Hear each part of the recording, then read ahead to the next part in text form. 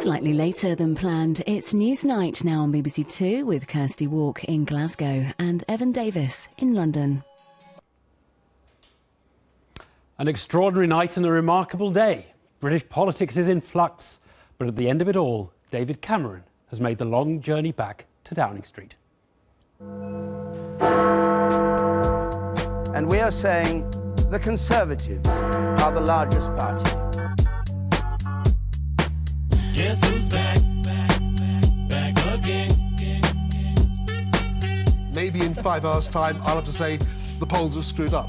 Then this exit poll comes out like a multicoloured thunderbolt. If this exit poll is right, Andrew, I will publicly eat my hat. It just doesn't, I have to say, it doesn't feel right. I think maybe you should spend less time on Twitter. If anything, Labour have been doing slightly worse. Douglas University Garvin of Glasgow. Alexander, 17,864. Point one, the exit poll will be wrong.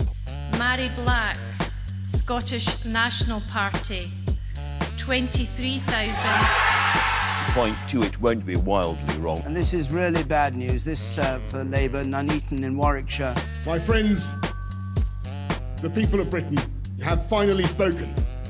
And I don't think we need any fancy constitutional experts to tell us what they were trying to say. This is a hat. You are. I want you to get a bigger one. I bet you. Any personal disappointment I have at this result is as nothing compared to the result that Labour has achieved across the United Kingdom. The tectonic plates of Scottish politics shifted yesterday. It is a historic result. Liberalism here, as well as across Europe, is not faring well against the politics of fear. We've come back before, and this party will come back again.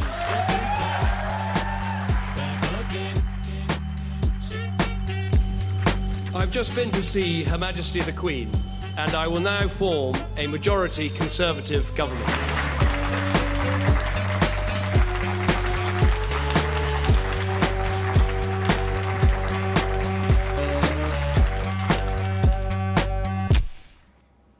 Good evening. It's not often in a lifetime you get a day of politics as dramatic as the one just finishing.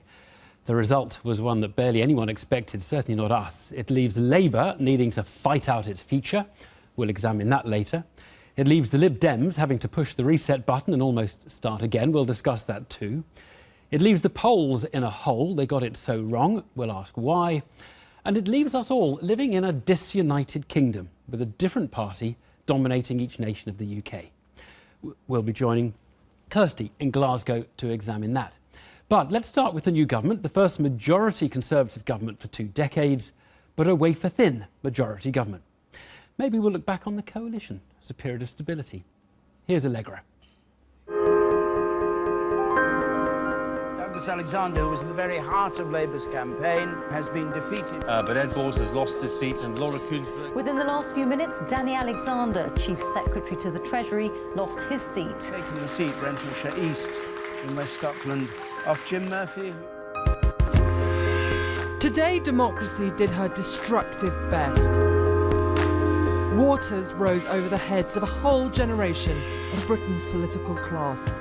It's 5:25 in the morning, it's sunrise, and in the last few hours, the bedrock of Britain's political landscape has been overhauled in a tumultuous event. In Scotland, the SNP has destroyed the Labour Party. In England, fears of the SNP have severely wounded the Labour Party. The Conservatives appear to have eaten another party almost whole. They've taken out their coalition partners in their Lib Dem facing seats. It is a new dawn. It's crept upon us very stealthily, and very, very few people saw or heard it coming. At 6 a.m, the roll call of seats was gobsmacking. Corby, Bolton West, Southampton, Itchen off Labour. And off the Liberal Democrats, places that were once safe as houses, Yeovil, Eastbourne, Twickenham. It's really quite immense. We waited for the Prime Minister to get to his HQ. On polling day, Tory spirits had improved. They saw a quiet English nationalism emerging. Tory internal polling started to show a rejection of Nicola Sturgeon could bring them some 306 to 312 seats.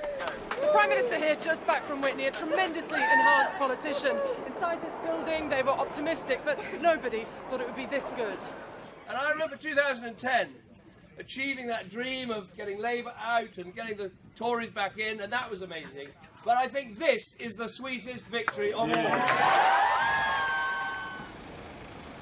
Are you going to govern alone, Prime Minister? So here is the Prime Minister heading back to Downing Street. But it will be a very, very fine majority, whatever he has. We're not quite sure whether it's going to be single figures or more. A very difficult parliament ahead. Word came through that the Labour leader was heading to London. On the night, a key Tory moment had been holding North Warwickshire, Labour's #1 target, suggesting Labour's ground war not strong. We'd seen signs of this. When Newsnight visited North Warwickshire, we were told there was no Labour campaigning to film. The same was true in other marginals. Tories credit former Obama advisor Jim Messina's direct telephoning and Linton Crosby's message discipline etched in granite.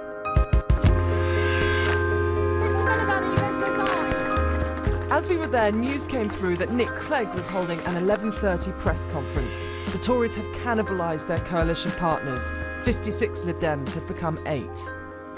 We're at the ICA on the Mall, waiting for Nick Clegg to resign. This room is full of his party staffers, many of whom have given their professional lives to the party and to him. We're shooting on an iPhone because they'll only let a certain number of cameras in. Clearly the results have been immeasurably more crushing and unkind than I could ever have feared. For that, of course, I must take responsibility, and therefore I announce that I will be resigning as leader of the Liberal Democrats. So that's one resignation. Nick Clegg saying that the cause of liberalism is on its knees and nationalism is on the rise. We're now going to another resignation. It's extraordinary. 2 resignations in half an hour. It's just over here. Labour's losses in Scotland were bad, but Ed Miliband lost the general election because of how his party fared in England. He won fewer MPs than Gordon Brown did. I'm tendering my resignation, taking effect after this afternoon's commemoration of VE Day at the Cenotaph. I am truly sorry I did not succeed. I've done my best for nearly 5 years. Miliband said, "I'm truly sorry I didn't succeed. I tried my best." Amazing to think they are his last words as Labour leader. While we've been ricocheting round Whitehall to resignations, miles away in South Thanet, Nigel Farage failed to win his seat, and he also said he'd stand down, leaving the door open to a possible comeback. David Cameron got 3 scalps today. I'm a man of my word. I don't break my word, so I should be writing to the UKIP National Executive in a few minutes, saying that I am standing down as leader of UKIP. Back in London, David Cameron returned from the palace, revelling in a parliamentary majority he never thought he would get, with greatly enhanced authority over his party. Ed Miliband rang me this morning to wish me luck with the new government. It was a typically generous gesture from someone who is clearly in public service for all the right reasons.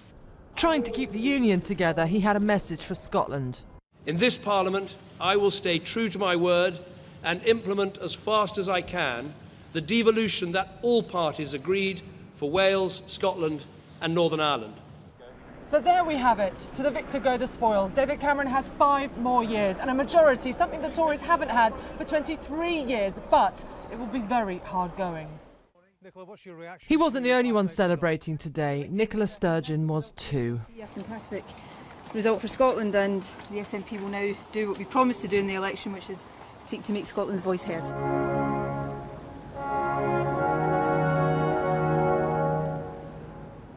And so to the afternoon, a final ritual for 2 of these leaders, commemorating 70 years on from Victory in Europe Day.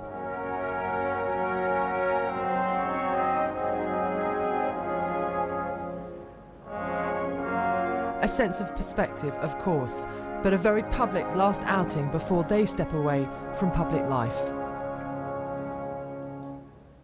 Well, let's examine what kind of government we can expect with Allegra, who's with me, and with Chris Cook. Good evening to you both. And Allegra, I mean, it seems like a famous victory for David Cameron, but if he'd been expecting a majority of 40, would be saying, my goodness, how is he going to cope with this tiny majority he's got? But the important thing is they were not expecting it. Exactly, Genuinely, exactly. I've eyeballed them in the last 2 weeks and they did not think they'd get this.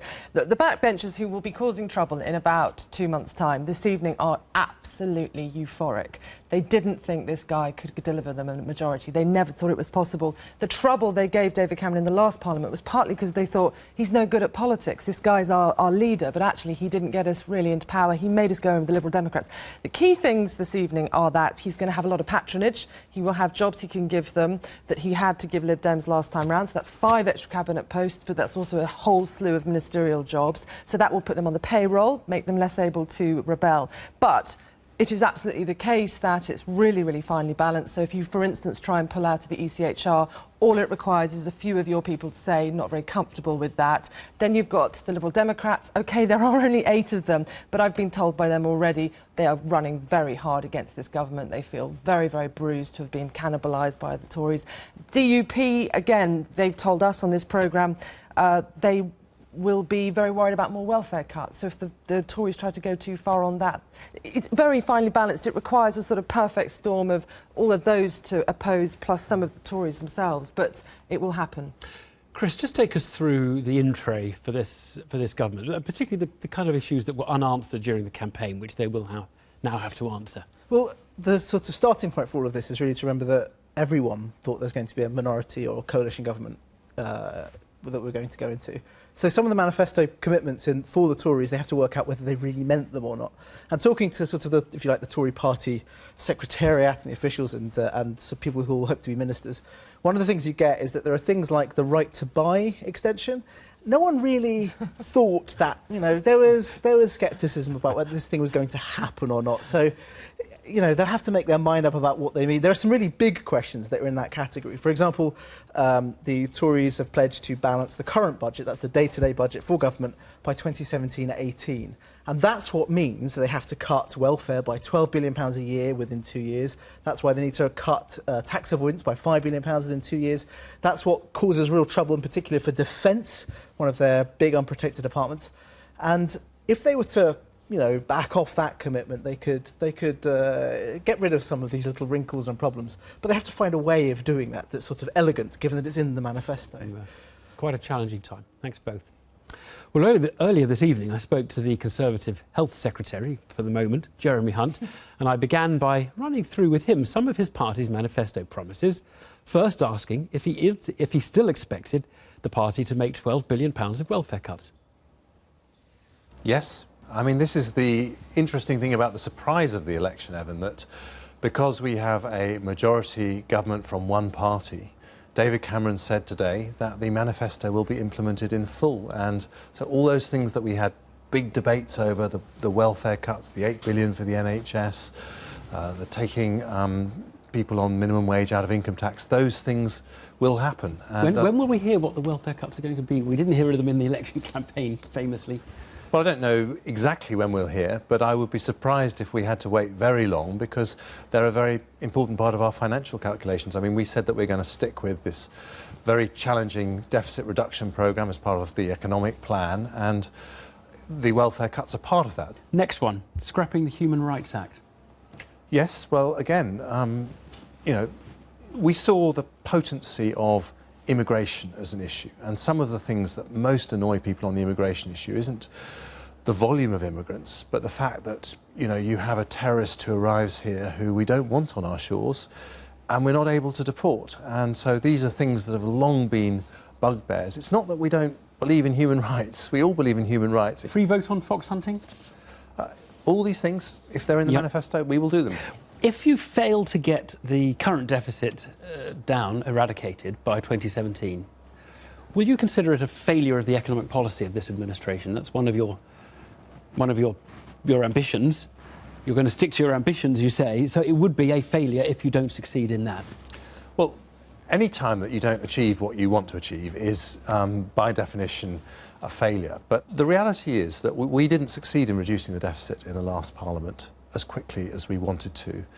But we were really determined to do it. We put in place some very tough public spending cuts, and the public recognised that it wasn't for lack of trying, and that actually we were heading in the right direction, and that we did get the deficit down by an awful lot more than the Labour Party probably would have done. But, you know, central to our plan is the idea that you need to get the deficit under control early, and then in the end you'll have that growing economy, and that means you can put more into things like the NHS and all the other public services. Do you think at the end of this Parliament, let's say in 5 years' time, people will look at this Conservative government and say this was a modernising Conservative government, rather like the one that David Cameron described when he was in with the Huskies and hugging hoodies and all those kinds of things?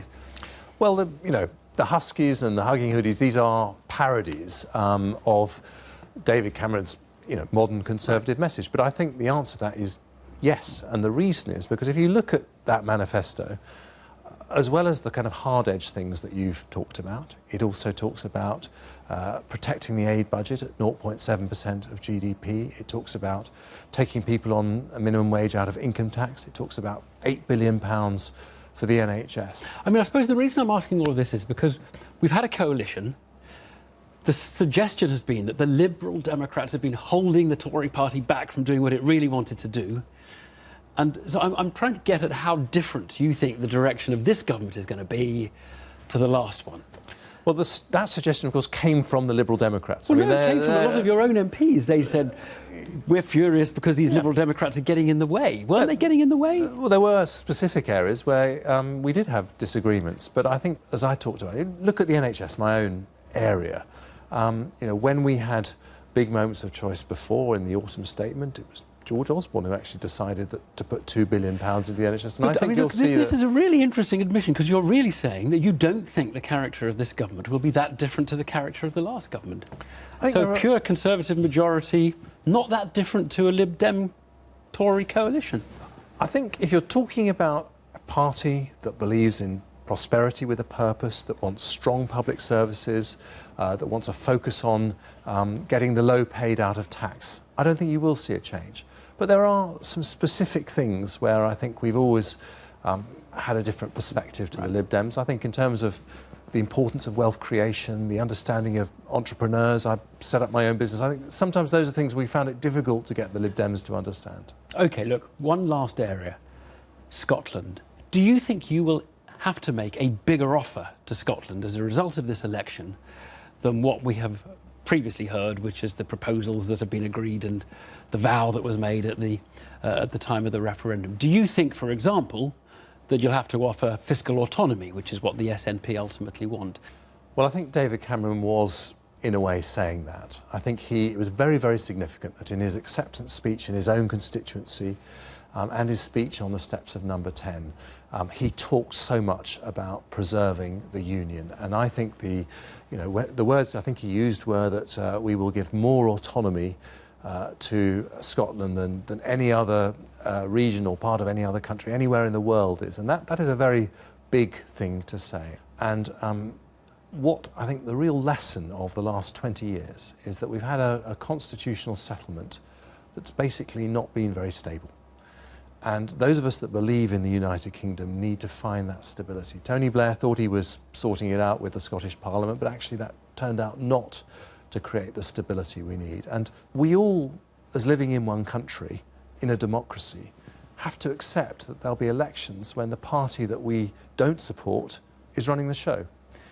And I think what has gone wrong in Scotland is a sense that actually they feel that somehow that's unjust and that Scotland never gets a government that it feels that it can support. And we need to find a constitutional settlement that deals with that. And that's where the powers that the Scottish Parliament has, in the end, the settlement that we have between Scotland and the rest of the United Kingdom is going to be so important in creating that stability. And that is what David Cameron wants to do. Jeremy Hunt, thank you very much. Thank you. Before we move on, I should say that at the end of tonight's show, we'll be bringing you a glimpse of the latest thing to be changed by this election. It's an exclusive new scene from the hit West End play, The Audience. It's an update to that play, written today and performed tonight, imagining a meeting between David Cameron and the Queen, played by Kristen Scott Thomas. Only on Newsnight, but you have to wait a little because it's an extended programme tonight. Now to Labour. It would be easy to argue that its problem last night was the SNP, but here's the thing. Even if Labour had won every seat in Scotland, the Conservatives would still be back with a majority and Labour would still be 40 seats behind. Now, Labour's problem is not just about Scotland, and the debate in the party over how to react to it has already begun. Laura has been listening in. Waiting to know why? Waiting for an answer. Was it all down to him? Ed Miliband spent 5 years in charge. He believed leading Labour left to a position where they could win. Instead, his applause expressed sad support. Bewilderment, maybe. Friends, this is not the speech I wanted to give today, because I believed that Britain needed a Labour government. I still do, but the public voted otherwise last night. I take absolute and total responsibility for the result. The confidence the campaign gave him shrinking away. Britain needs a strong Labour Party. Britain needs a Labour Party that can rebuild after this defeat so we can have a government that stands up for working people again. And now it's time for someone else to take forward the leadership of this party. This sometimes awkward leader's message, welcome in this room. For those who've tried to support him, sell him, difficult days. But there may not be much heartbreak beyond. He's put his heart and soul into this campaign. But our offer was, I think, a fundamentally dated one. I don't think we lost this election in the 4 weeks of a campaign. We've probably started to lose it several years ago. This particular prospectus is not going to command a majority of the votes in the United Kingdom going forward. So I think we've got to think again about where we see ourselves as a political party. There's a limited appetite, a dwindling appetite for the old school socialist menu. Was Ed too red? In Scotland, where the worst damage was inflicted, a generation of Labour chiefs was taken out. Douglas, Garvin, Alexander. By a party professing to be more left-wing. Promises of energy price freezes, rent control, saving the NHS couldn't stop the SNP wave. In the north of England, pressure from UKIP shoved out even Ed Balls, the architect of Labour's economic plan. Across England, Miliband's design to help his so-called squeezed middle seemed to drive those very voters away. Working out what's next can't just be to choose between Blair or Brown. Those sides were taken nearly 20 years ago. But today, notable, those who want to move back towards the centre made the loudest case. This is not a moment where you think, oh, well, a few little tweaks here and there, it'll all be okay. This is actually existential for the Labour Party. Existential? It's an existential moment, because if we can't learn the lessons of this big defeat, actually reorientate our policy towards that Middle England voter, then we're going to be out of the game for a lot longer than the next 5 years. Even if Labour could settle on attitudes, arguments, ideas that could prove popular with the public, the party feels half broken today, asking itself, what's the point? What is the electoral map that could see them control Westminster one day once more? And as the reality of last night's results sink in, can the party find a place again? And we are now almost back to where we were 30 years ago in terms of numbers of MPs and our popular support. And I think few of us, after the successes we had in the 90s and into the 2000s, thought we'd ever be in this position again. But we are in this position again. We've got a duty to pick ourselves up. We will need to change our ground if we're going to win a general election again in this country. Do you think you can win, given the Scottish results? Scotland poses an enormous challenge. Of course it does. I don't know is the short answer to that question. I don't think anyone does, no. So who next? One of the contenders, Chuka Umunna, was coy tonight. Totally not an appropriate time to be talking about that. But with the brutal speed of politics, he and others won't hide for long. Well, Laura's here with me now. And Laura, why don't you just take us through the runners and riders, as they say, in this leadership election? Yeah, and tonight lots of people in the Labour Party are still in shock at the result, but there's no question the conversation is moving very quickly to the Labour leadership and who's going to take over. Chuka Umunna, the shadow business secretary we saw there, we're pretty certain that he is going to run. Two others, familiar faces to most of our audience, probably almost certain to put their hats in the ring too. Yvette Cooper, of course, a former Labour cabinet minister, the wife of Ed Balls. Andy Burnham, of course, the shadow health secretary. They used to sit round the cabinet table together, both very experienced as ministers. They've been around the Labour Party for a long time. I should be saying neither of them confirming today or making any noises publicly today that they are interested in the job. But I think Andy Burnham is pretty much a dead cert to throw his hat into the ring, to use that terrible cliche. Yvette Cooper, slightly less certain, but certainly a definite potential cabinet contender. Three less familiar faces that we are seeing there. On the left, Liz Kendall, who's one of the party's shadow health team, a good performer, but only went into Parliament in 2010. Dan Jarvis, perhaps the least familiar, came into Parliament from a by-election, a former military man, MP for Barnsley, but seen as somebody with real star potential. Where did he come from? I mean, this name popped out yesterday. Well, it's been circulating for quite some time in Labour circles, and if you've been paying attention to the Parliamentary Labour Party, as some of us do, you would have heard his name, and people believe that he's a name worth paying attention to. And finally, on the right, maybe more familiar to our viewers, because he's quite often sitting in the seat like this, Tristram Hunt, of course, the Shadow Education Secretary for the Labour Party and the academic and intellectual side of the party. A couple of quick thoughts. What's really interesting about this is I think people aren't necessarily sure where any of these people really stand. This is not shaping up so far to be a sort of traditional fight between Blairites and Brownites. This is generationally different. Some people believe that actually it should exclude Cooper and Burnham for precisely that reason. Interesting today, though, that people who we would see as Blairites have been much more vocal in the argument about moving the party back to the centre ground. Laura, thanks. Well, let's go into that argument. Tony Blair was the last man to win an election for Labour. That was 10 years ago. Now, back in December last year, he said this election risks seeing a traditional left-wing party compete with a traditional right-wing party with what he called the traditional result. It's a kind of inevitability thesis of Labour's defeat. Defeat if the party tries to take on the establishment. It is a thesis that'll hover over the debate we've just been hearing about in the party. And it's a debate we can have now. I'm joined by the former Mayor of London, Ken Livingstone, who remains a member of the party's National Executive Committee, and also John Woodcock, the MP and Chair of the group Progress. Evening to you both. Ken Livingstone, what do you make of that Tony Blair quote? Do you think it's been vindicated by this result? No, I don't. I think that, in a sense, Ed Miliband's been clobbered because of the legacy of New Labour. I've been all over the country. Wherever you go, there's working class people whose family for generations supported Labour, but in Scotland they went to the SNP, in much of England they went to UKIP. They're angry because they had 13 years of a Labour government that didn't restructure the economy to give working class people good jobs, didn't build homes that their kids could rent. And that is really what sunk us now. So the idea of drifting back to the Blairite nonsense of not building council homes, sucking up to the bankers and ignoring our manufacturing base, that will be a lethal mistake. We need someone who can clearly demonstrate in the way... Nicola Sturgeon's been the great star that's come out of this campaign. Why? Because she's stood up against austerity. She's made it absolutely clear they're going to fight any further range of government cuts. Right. John Woodcock, what do you make of what Ken Livingstone's just said?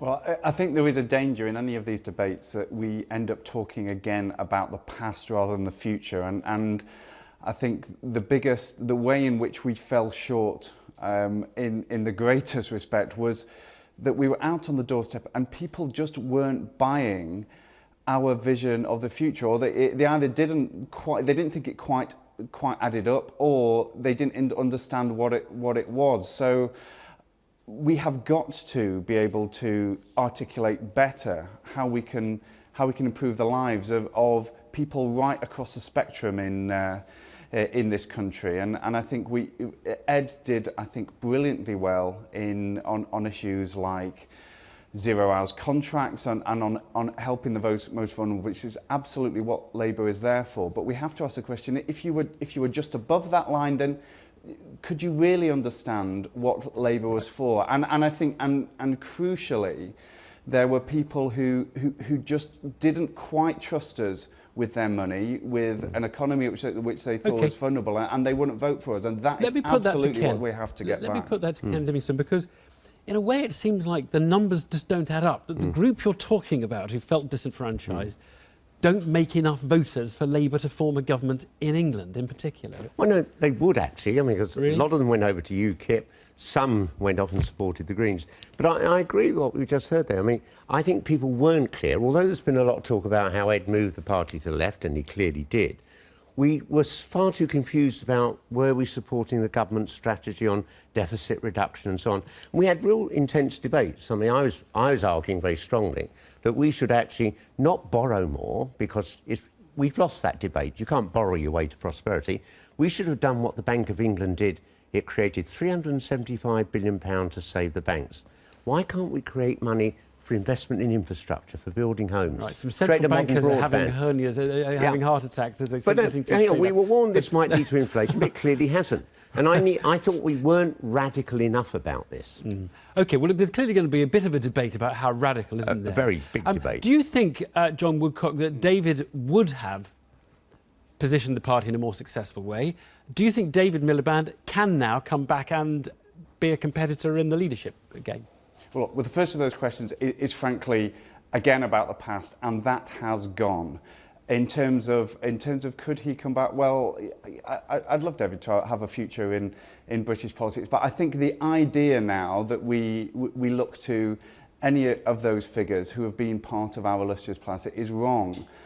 We have to now, when we're looking at the leadership, to be thinking of, who is here now, who can command respect and is able to actually articulate a vision of what the Labour Party needs to be to win back that trust of the British people, which so palpably wasn't there. And just if I can, on this time-honoured thing about, well, could we win if we were just a bit more left wing? We've just lost to a Tory government. The Tories now have a majority in that country. So the idea that we should follow the advice of people like Ken and move us further to the left, it just does not stack up. And if we do that, we risk actually another decade out of power. And I mean, one thing where Ken and I absolutely agree on is that the people that we come into politics, both of us, to stand up for, just simply cannot afford that level of damage and destruction wreaked on them by a Tory government. Thanks, John Woodcock. Thank you. Quick questions to you, Ken. Two quick ones.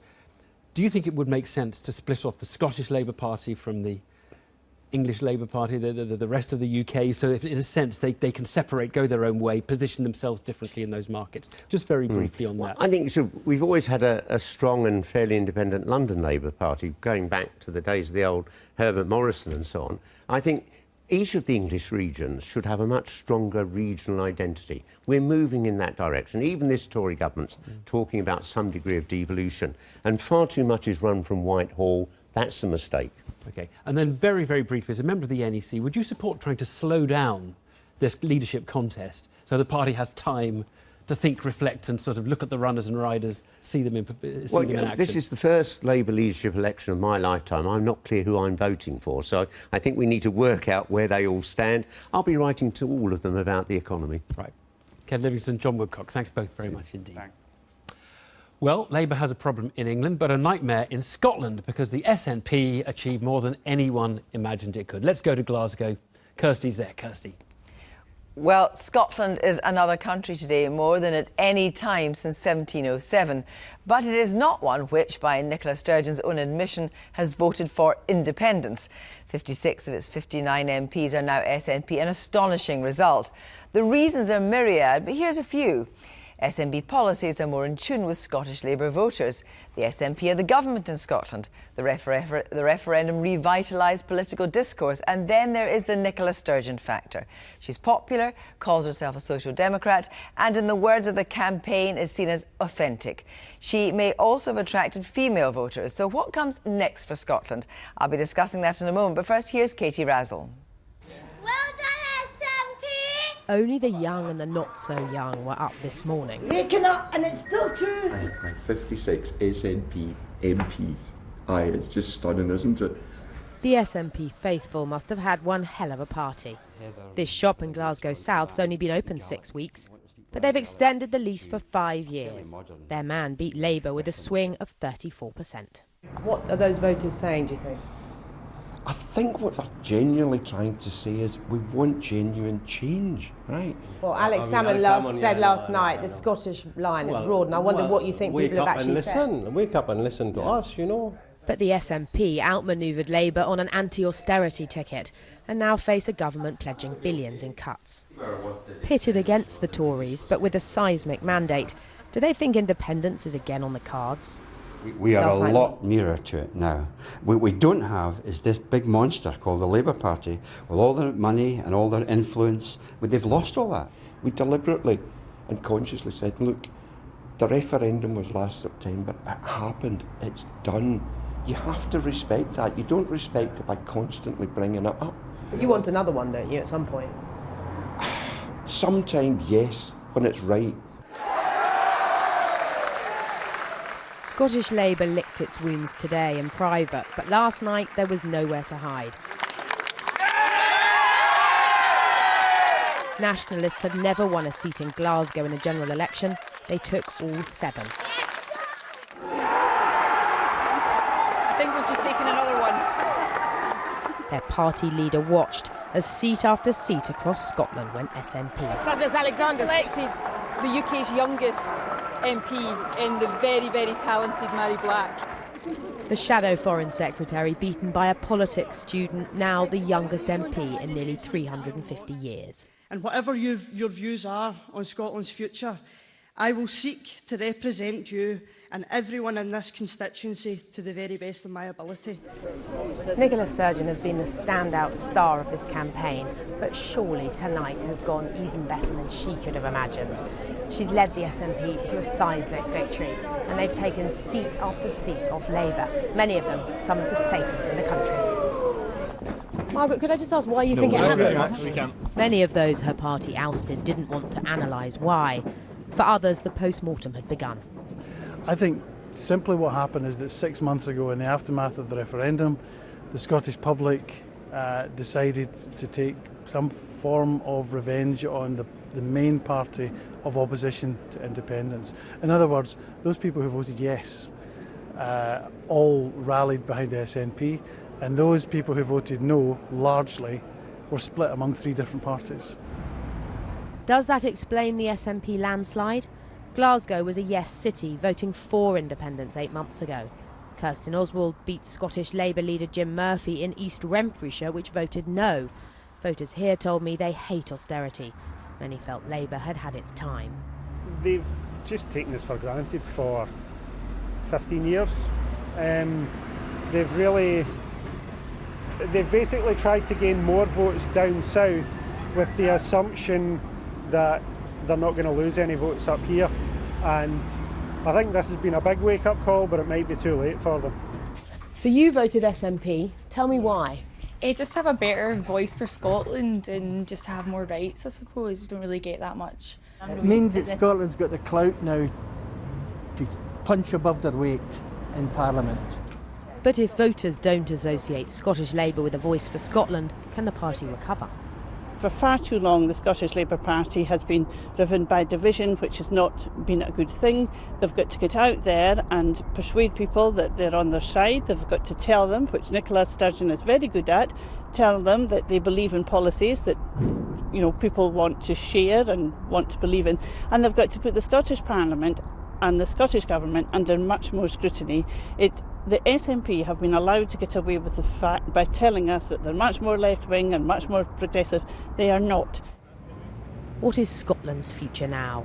The SNP was elected to reverse spending cuts and block Trident renewal. They wanted to lock the Tories out of power. Instead, they head to Westminster, with many wondering what influence they can really wield. Katie Raswell, I'm joined now from Edinburgh by the Scottish Conservative leader and MSP Ruth Davidson, and with me here in Glasgow is the MSP Derek Mackay, the SNP chairman. Good evening to you both. Derek Mackay, first of all, high watermark of the SNP, but the fact is that contrary to what that gentleman was saying in the film, there's no price you can exact from this. You are in opposition. David Cameron doesn't have to give you anything. Well, we are in opposition now, but with 56 out of 59 MPs in Scotland and over 50% of the vote. So surely if David Cameron's true to his word in the respect agenda, he'll show respect to the nation that is Scotland and how we've voted, and we've come together in a prospectus, a manifesto of more powers for Scotland and an alternative to austerity. So we'll push very hard to have a very strong voice for Scotland. Ruth Davison, is this the end of unionism in Scotland? I don't believe so. I think we had a big, broad conversation last year. We had a referendum. We were, had our say. There was a clear decision in terms of staying part of the United Kingdom. And Nicola Sturgeon herself came into this election saying that this wasn't about independence. She said that any MPs that she sent to Westminster were there to be constructive and not to wreck it. Now, I raised concerns about the veracity of that, and I hope very much that I'm proved wrong and that she did mean that she wanted to work constructively, because we've heard from the Prime Minister already today that he will be, has already spoken to the First Minister, and there will be a genuine level of respect going forward, and that's what we want to see. Well, the National, the independent newspaper in Scotland, goes, "Look out London." There's Nicola getting on the plane to London today. You spoke to David Cameron this morning. Is there a new strategy? Will there be a new constitutional settlement? What did you talk about? Well, David Cameron's not the Queen, but I still don't like to make private conversations public, if that's all right with you. But we did, of course, talk about the result in Scotland and what that means going forward. Now, we were very clear coming into this election that we would honour more powers for Scotland. The bill's already been published. That will go through the Parliament. All of these new SNP MPs will be part of passing that bill. Well, let's talk about specifics here. Now, you heard Jeremy Hunt earlier in the programme, Derek Mackay, talking about full fiscal autonomy. You would be responsible for taxation and expenditure. Is this what you want? You want full fiscal autonomy? Well, it won't surprise you to know that, of course, the SNP still believes in independence. We want maximum devolution, maximum powers to Scotland. Yes, of course, but we've already established that Nicola Sturgeon said this is not about independence as far as this goes. So right now you have a Tory majority government, and it seems to be that you're going to be offered full fiscal autonomy, which means you're going to have to be responsible. Taxation and expenditure, getting the sums right.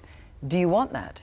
Well, of course we want as much power to come to Scotland as possible. Even though it may mean austerity? Well, it won't mean austerity, because what we will do is we'll vote for a solution and a budget that's right for Scotland. And we've said, in terms of full fiscal autonomy or full fiscal responsibility, that we want the maximum transfer of powers to Scotland, but with that economic safety net of continuing with the Barnett formula until we achieve that transition. But can I say one other thing? I think you've read quite a lot into what David Cameron said today. I think he said he'll deliver on the vow and not much more. Let's just say two things. First of all, Ruth Davison, how quickly do you think David Cameron is going to deliver fiscal autonomy? And the safety net of the Barnett formula, is that acceptable or not? Well, first of all, I didn't hear Jeremy Hunt on your programme, but I think that you may be reading quite a lot into this. I don't think No, can I just... I'm sorry you didn't hear that. Autonomy is in any way a given. We have pledged to institute the Smith Commission. The legislation for that is already published. Can I just say, sorry, and it will go through in the first Queen's speech. Sorry, because I'm sorry you didn't hear that. But actually, what happened was Jeremy Hunt was interviewed by Evan Davis, and Jeremy Hunt said yes, full fiscal autonomy will be what is on offer.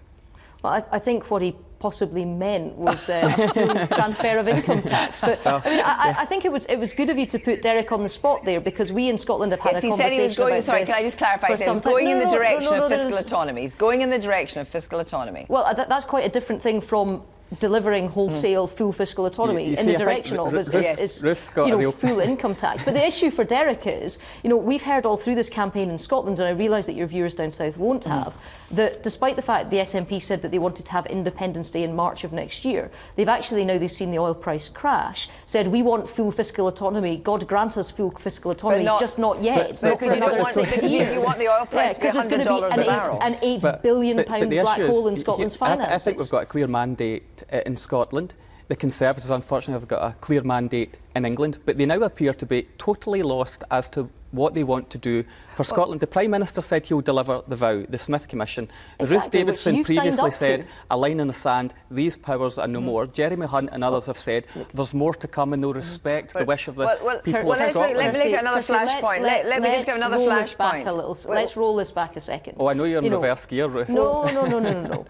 We went into the whole situation coming up to the referendum with a plan called the Strathclyde Commission, on which the Smith Commission is largely based, but it had all of the other parties in Scotland sign up to it too. Yes, but that is what we said that we would deliver. That's what we said going into the referendum. Just hang on. That's what we've said coming out of it. That's what we've said in government. Right. That's what the Prime Minister said on the steps of Downing Street this morning. The legislation is already published. This is a deal that was signed up to by the Finance Minister of the SNP Let's be very brief. I've got very little time. I want to move on John with one Swinney. very fine point. We're going to be heading towards an EU referendum.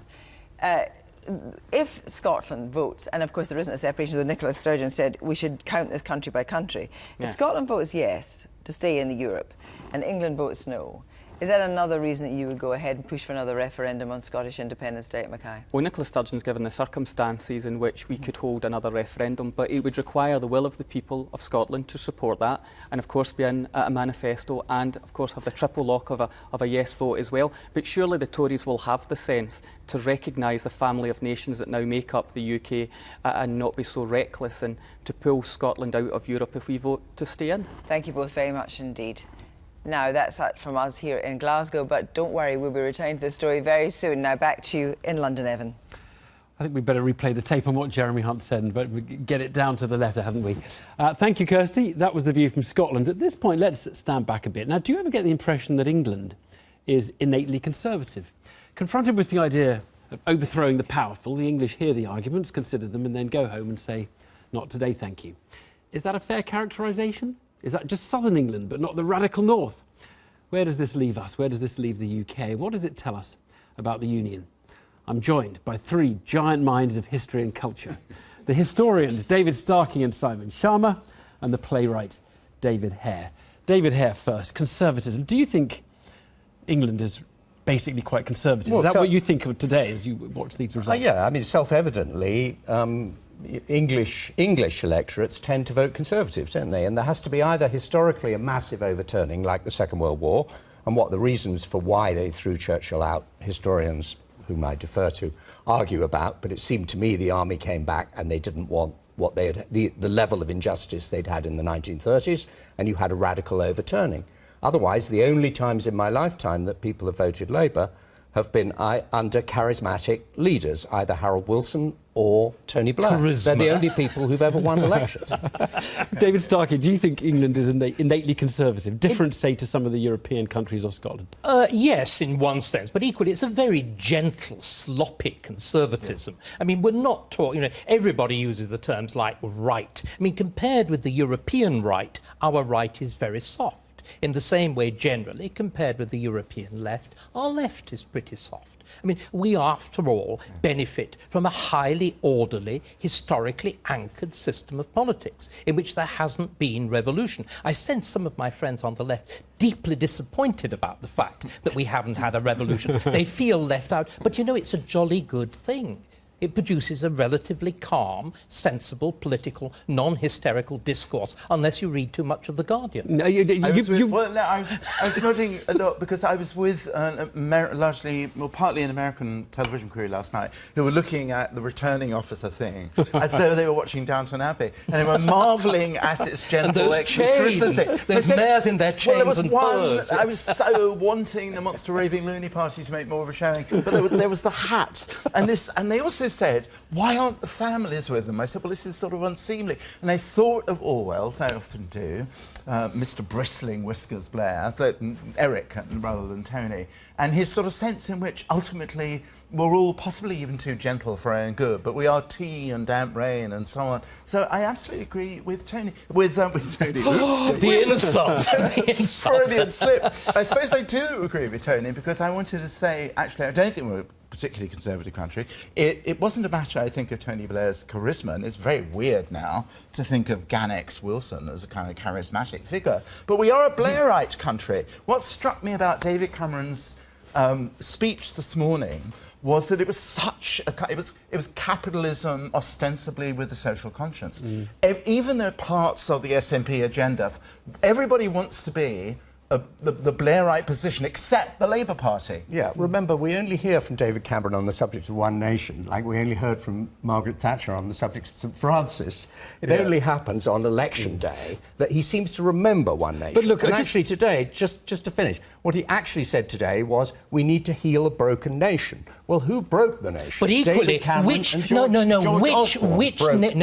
The real question is, which nation? I mean, this is the key question of one nation Toryism is we've tended to assume that it means being nice to the lower classes. You know, David Cameron doing his Lady Bountiful Act. If you look at Disraeli, what Disraeli did was play to the idea of a very particular sort of nationalism. The reason the Tory party survives in the 19th century, the reason you get working class Tories is because you play the line of empire. And remember, British nationalism was strictly for export only. That is to say, when you were abroad in the Empire, English and Scots were British. Back home, they've always been in tension, always separate, always different, always distinct. OK, so we've done conservatism and you've raised nationalism, because that was my secondism, and I wanted to talk about whether the nationalism we're seeing now, whether the nationalism we're seeing now, with a tinge of English and Scottish, is that something unique and unusual in our history, or is that something... No, I think that you've got two, you know, in the enveloping darkness of this election, you have 2 points of light, and nobody seems to refer to the fact that actually London voted against the trend. If you read tonight's... Only a little. If you read tonight's London paper, the Evening Standard, it had no mention of the fact that the City of London had actually moved against the trend. So you have this huge multicultural success called London, which is a city full of different races, people from all over the world. They're voting progressively, and Scotland's voting progressively. But they're the points of light, aren't they? Yeah, but the trouble is, actually, that's Notting Hill talk, David. You know, exactly the problem for the Labour Party was that it was thought of outside London as a London organisation. Didn't matter where Ed Miliband's, constituency was. It was thought of... I mean, you're right, in a sense. London is a huge success, and if there's only going to be a real progressive narrative of a new kind of Britain, it would be lovely to think that it was all going to be about the day-to-day neighbourly living of different cultures and classes. But the Labour Party had a duty to listen to Wolverhampton, to listen to Newcastle, in a way which is not really but about London. But can we go back to nation? We were supposed to be talking about nationalism. Yes. I mean, the key thing to understand is that there are two radically different traditions of nationalism in the British Isles. There is English, which was top nation nationalism. In other words, the pride in having the biggest industry, the first parliament, law, whatever. That died with empire. On the other hand, in Scotland, there is this half-remembered, half-confected, much more European, much more Basque, much more culturally based, much more based on defeat, on a narrative of romance. You agree with what you're hearing, David? Yeah, I think that there's a real cultural problem, which is that the people of Scotland don't want the same things that the people of England want. Is that true? That's not nationalism. That's also about... the National Health Service. No, it's not, David. You're giving a myth. Is it true? David's giving a myth. Is it true? Because actually, in social attitude surveys, there isn't much of a difference between the Scottish and the English. I want to say something else too. Is that nationalism has come back to haunt the world. Really, I mean, when we were growing up, actually. I must say, my history teacher thought that the Second World War got rid of religious intolerance and the sense of myths, tribalism. Exactly. They exploded myths. The fact is that the world, kids are being offered shopping or fanaticism, and they need something other than shopping and fanaticism, and the kind of warm, cuddly nature of belonging to a tribe of memories. Or indeed the savage. The savage. I mean, sorry, isn't the other question, surely... No, where are you taking this? Go on. Well, I'm saying I'm talking to David Starkey. What I'm trying to do is to recognise that the basic tradition of Scottish nationalism is that they are anything but English. The whole purpose of Scotland's existence is not to be England. If you actually look at Scotland throughout its history, it has recognised and been very much the same as England. Its institutions were modelled. Its language is English, for God's sake. All the Gaelic nonsense. I want to get through at least 3 years. Oh, go on. I don't think this this is a Tory party. In other words, I think what David Cameron represents is a free market party. Yes. And it's a free market party which has a whole lot of contradictions in it, not least about immigration. In other words, it's meant to be about the free movement of money, it's meant to be about the free movement of labour, and yet it seems to be, because it's threatened by UKIP, getting itself into a situation where it's going to be Look, you've taken us to the next ism. Hang on. You've taken us to the next ism, which is liberalism. Yeah. And we had liberalism today because it died. It died. Liberalism is in The danger, stranger death said of Nick liberal Clegg. England. Now, is that one healthy? Is that flourishing? Simon? Well, I was quite moved by Nick Clegg's speech this morning, actually, because it was one of those which did not say, I am defeated, but the cause will go on. He said the cause is in real trouble. Right. And he said, really, liberalism is faltering on both sides of the Anglo-Scottish border, and he's quite right. And again, he had a larger view. What it was, I thought, was a kind of call, when the European referendum comes up, to make a case, actually, for a non-nationalist definition of how you have a shared political community. Right. In that sense, of course, the liberalism of John Stuart Mill or of unreconstructed Locke is no longer, but it could not, as he said, be more important and more urgent to redefine that again. Now, the last isn't... That's what David Cameron thinks about for one day. Yes, but I want to get on to one last... such a tactician. We've got liberalism. And for one day, he makes that announcement, and then he ignores it for the next We've got liberalism in danger. We've got conservatism flourishing. We've got nationalism expressing itself in new ways. The last one, and we've only got a sentence each, unionism. Is it going to survive? Is the union going to survive this parliament? David? I don't think it is, no. It won't survive unless it's fought for. Unionism in Ireland has always been what you're against. Someone has to make the case for what the union is for. David Stark. I think there's a possibility of reinventing it, oddly enough, as a union of nations. Yes. In other words, that we could use the desperate need for the reform of the Lords to create some sort of chamber of the nations. We have enough in common. And the truth is we've so much in common. You're half... You've got... You're Scottish English. Yeah, I'm half Scottish. Well, how would you vote if you were Scottish? Oh, I would have voted for the Scottish Nationalists because I believe that they represent something culturally different. I'm told by my colleagues here that I'm wrong, but I actually believe that they do represent ideas of the common good. And if I'm to vote for the common good, I'd have voted for the SNP. The country of meanery. Yes. Thank you all very much indeed. Thank you. For the last few months, we've been sporadically regaling you with our theory that the dominance of the big two parties is in decline. Well, we need to just caveat that claim now. In 2010, the Labour and Conservative parties got 65% of the vote. This time that rose to 67%. So it's up. Perhaps the death of the two-party system was exaggerated. What has driven the modest recovery this time is the collapse of the Lib Dem vote. Being the junior coalition party rather than the protest party has cost it almost everything. Here's Nick Hopkins.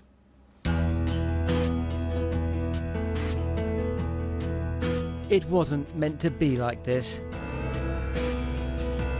Let me tell you this. We will do so much better than anyone thinks. In those seats where we are out in force, making our case loudly and proudly, we are the ones making the weather. Big thanks to Vince Cable, who has been an amazing local MP. 49 out of 57 MPs lost their seats. In one constituency, the party won just 80 votes. And overall, it will have to pay £170,000 in lost deposits. The loss to morale is less easy to calculate. Newsnight was in Sheffield last night. On an otherwise miserable night, Nick Clegg has at least avoided the ultimate humiliation of losing his seat. But why was it so disastrous elsewhere? In other urban seats, left-leaning voters returned to Labour in their droves. The support that they had in 2010 that gave them those 50-plus seats was based on a lot of soft left supporters who had previously been Labour but had left Labour over the Gulf War. Once they went into government with the Conservatives, that support had flowed away, and this disaster for them was really already starting to happen. Just look at the numbers for Lynn Featherstone in Hornsey and Wood Green. After the Iraq War, she seized the seat, and in 2010 her majority was a healthy 7,000. Last night Labour's majority was 11,000. After you've lost your soft left supporters, you're left with classic Orange Book Liberals, as they might be termed, who were very anxious about the idea of a left-wing Labour Party and an even more left-wing SNP in government.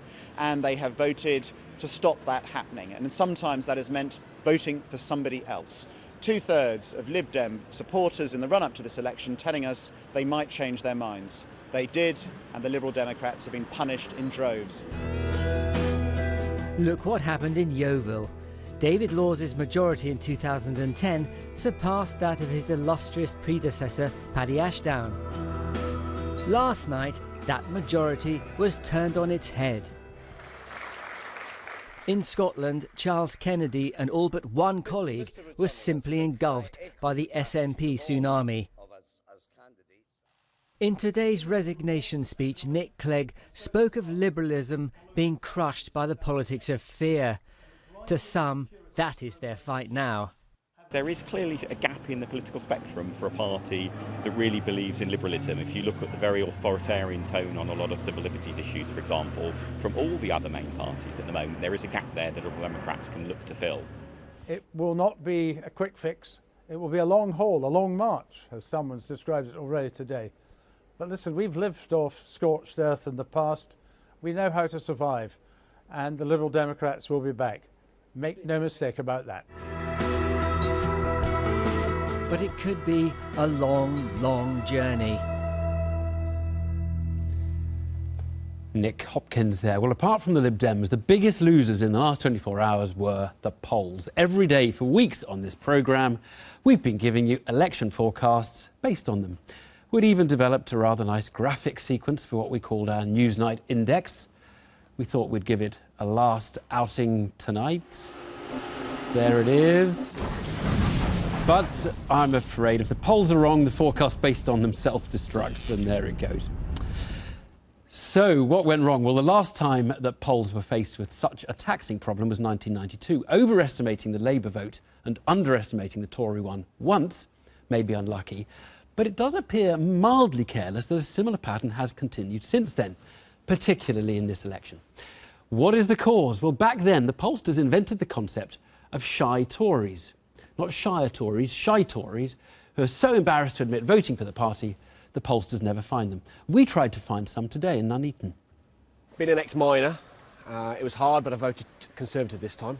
Kind of goes against all my principles, but their policies were better. Cameron came across better. Miliband didn't.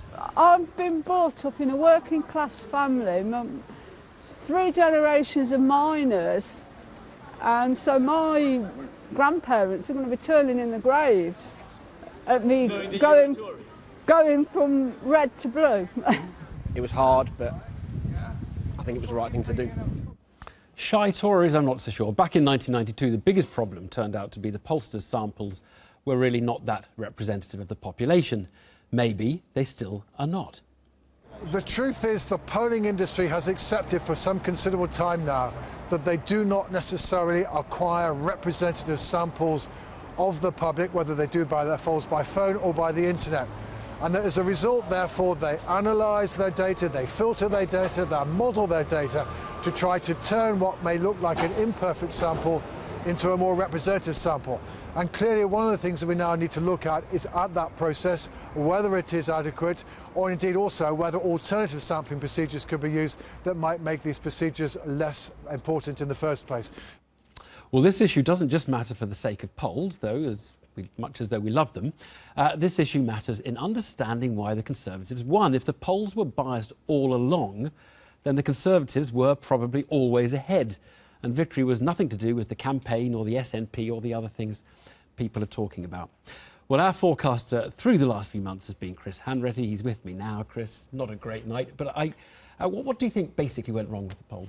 Well, for the forecast, the pat answer is that the polls are a big factor in the model, and if the polls were off, so is the model. And the reason I say that's a pat answer is we perhaps hubristically thought we could do better than the polls. When the polls gave it as a tie, we thought that the Conservatives would come out maybe 1.5 percentage points, maybe 2 percentage points ahead. We did not reckon on them coming 6.5 percentage points ahead.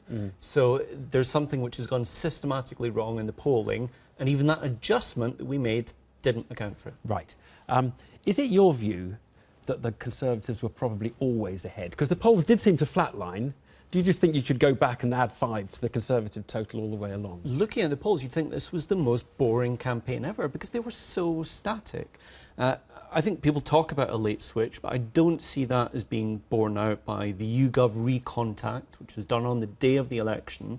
And you think if YouGov are off, then they're going to be off consistently, and they're going to see a switch in the last day from a lower level. So I don't buy this late switch theory. The question is, what other theories do we have? There's a shy Tory theory, but that was supposed to be resolved in 1992. So these are not your father's shy Tories, it's a whole new breed of shy Tories. Right. Well, the polling industry is investigating. Chris, we'll do better next time. Thank you very much indeed. Well, here to interpret the results and the implications are our panel. Daniel Finkelstein, the Times columnist and Conservative peer, Jonathan Frieden from The Guardian, and Miranda Green, a former Lib Dem advisor who now works for Newsweek. Let's just talk about the prediction business. Danny, you and I were talking up in Birmingham not a few days ago. You did think the Conservatives would do better than everyone thought.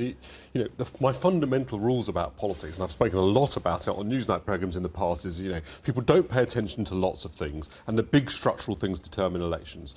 So, really, you could look at Ed Miliband and David Cameron and reach the conclusion the public were not likely, in economically good circumstances, to elect Ed Miliband over David Cameron, considering that they thought David Cameron was miles ahead on prime ministerial qualities, whether one agrees with that analysis or not.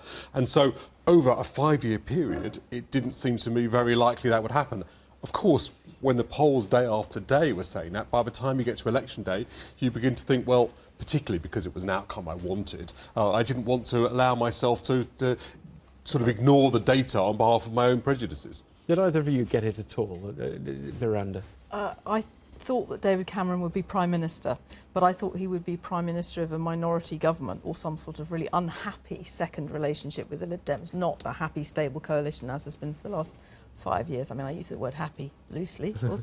But I didn't see the majority coming at all. In fact, I was one of the pundits who should be almost as ashamed as the polling industry, who was going around telling people this was definitely not 1992 all over again. I share the irritation that the pollster has with the polling, because I feel it sort of knocked me off course for months, maybe years. Us totally. I've been saying to people, in my gut, I just don't think the public want to make Ed Miliband Prime Minister, and the public usually finds a way to get the outcome they want. But 6 weeks of data saying, actually, it looks like Ed Miliband's got a path to Downing Street, you begin to think, well, we're meant to defer to the data. I mean, I'm just wondering whether there's this kind of metropolitan thing, that the polling class and the media class are slightly out of touch. Is there anything in that or not? Well, that would be true if you were going with just your sort of impressions you'd picked up, your mates you were talking to. We're meant to be shelving that and looking coldly at the data. It turns out the data was wrong and our gut instincts maybe were more reliable. I tell you what we did do is maybe not be, as it were, analytical or metropolitan, to use that idea, enough, right? So what we should have done is subject the polls themselves to more critical scrutiny. Yeah, but there are like 10 different polling companies and they all came up with the same result. Well, I think they were all making a systematic error. And on the day before the general election, one analyst said, if you look at the person who leads on the economy and you look at the person who leads on leadership, they always win the election, and you can actually fit a curve. And he said the polls are 6 to 8 points out.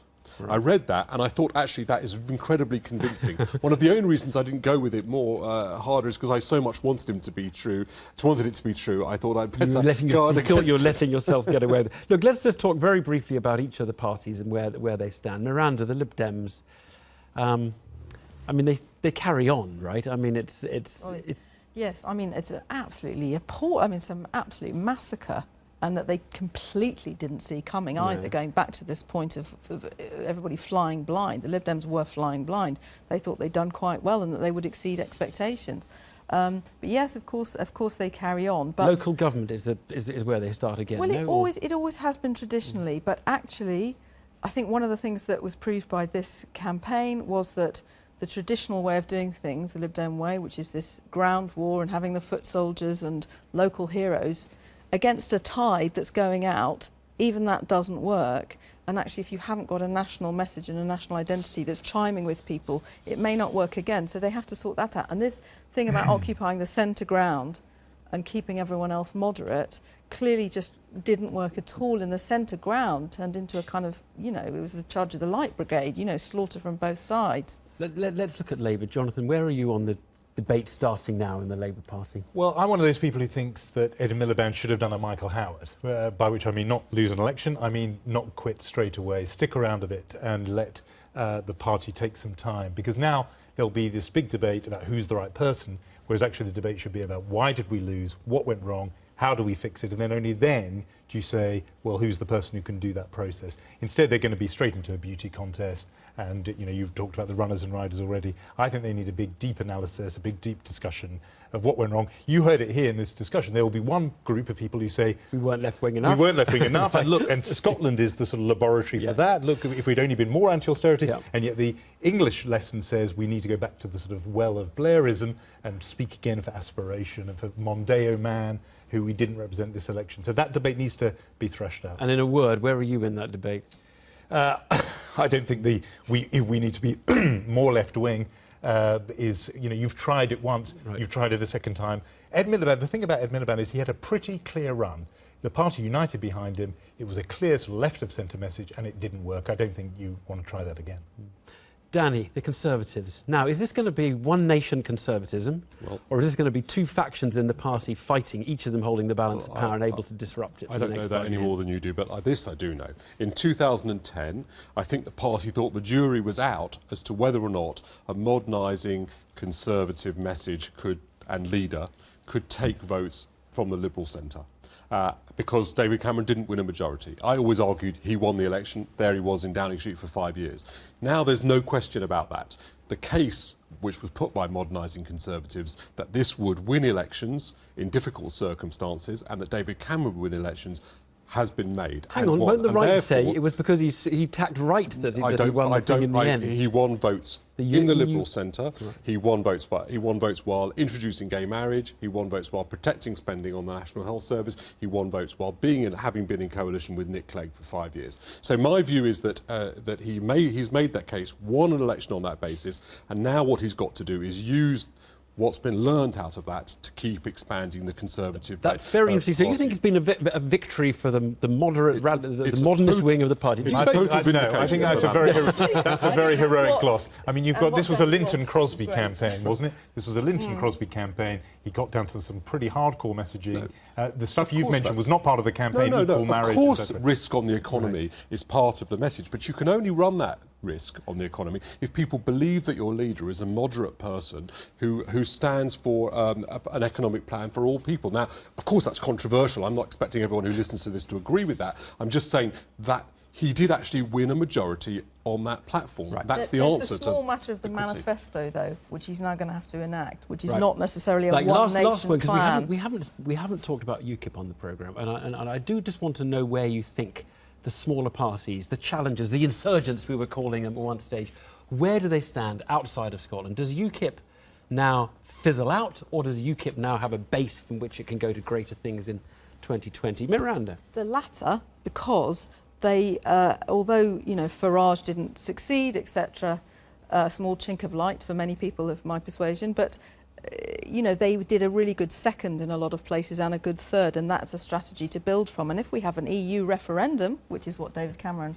has promised and can't wriggle out of course UKIP will become a permanent fixture. I think losing Farage could be the making of UKIP, actually. They could be liberated by not dealing with all that baggage that he carried, you know, the sort of homophobic message in the debate. Very divisive, without him, UKIP without that is actually quite a prospect. There's a sociological base for UKIP, but there's also a 14 or 15% ceiling. How can you succeed in a first-past-the-post system with that basis? Lots to talk about, lots of years to talk about it. Thank you all very much indeed. Well, look, that's almost it for tonight, but a reminder for your diary, under the thing called the Fixed Term Parliament Act, the next election will take place on May the 7th, 2020. That's the law. Now, to finish, we have a little treat. You may know there's a play called The Audience running at the Apollo in the West End of London at the moment. In it, the Queen, played by Kristin Scott Thomas, meets various post-war prime ministers. Guess what? They added a new scene tonight to reflect the election result, and we were able to film some of it exclusively. Good night.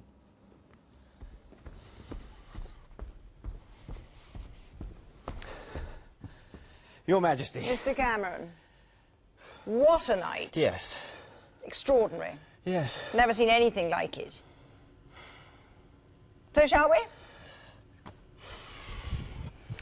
As Queen, it is my duty to ask you if you are in a position to form a new government. I am, ma'am. Congratulations. Was it a surprise? It was. Samantha had already packed, loaded up the vans. Oh, well, you have to unload the vans and quick reshuffle of the cabinet and then back to business. Yes, indeed. Employment, jobs, houses, tax. And then the pesky problem of our two problematic unions, Scotland. Do you promise to try and heal those wounds? You know how important it is to me. Of course, ma'am. And then Europe. Oh. Quite.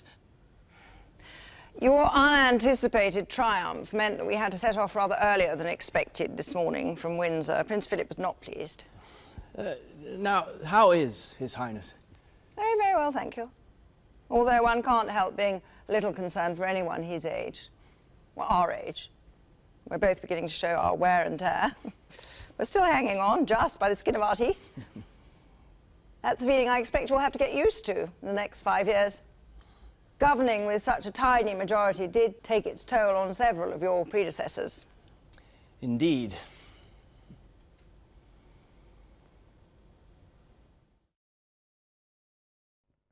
Hello, warming up for many of us through the weekend, but it's going to be a rather grey start to proceedings. A lot of cloud across the UK on Saturday morning with outbreaks of rain and drizzle, some sharp